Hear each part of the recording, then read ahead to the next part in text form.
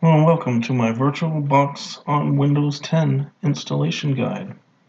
So what I'm going to go do today is I'm going to install Virtualbox onto Windows 10. First you got to go to https://www.virtualbox.org.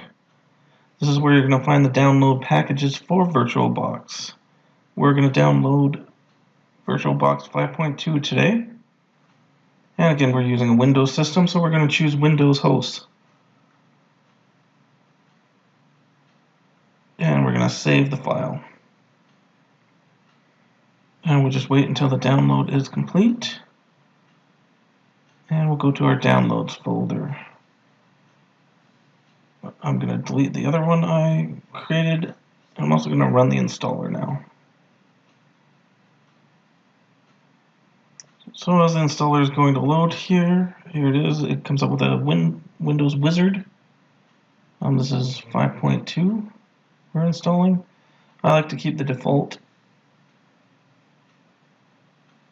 settings.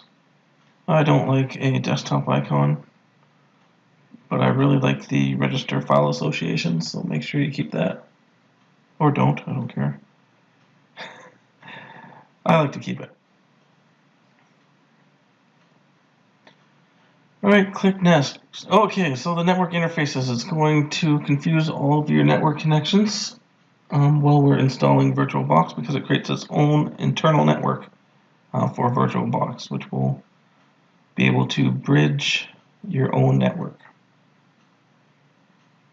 Okay, so once we're installing, what is Virtualbox? What is this we're installing? It's a cross-platform virtualization application. This means it creates virtual computers or virtual machines. Virtual machines are separated from your existing operating system, and they can run similar to other computers on your network. You can also snapshot, copy, or move your Virtualbox or virtual machines to the same or other physical computers. This makes virtual machines an ideal environment for both your production and your testing systems. Virtualbox is of course free and open source. Anybody can use it, anybody can install it. It's free. It's also the perfect way to start our journey to the next world. Okay, so the installation is complete. And it'll pop up here. It doesn't take control of the screen, but if you click on it, we have a running Virtualbox application now.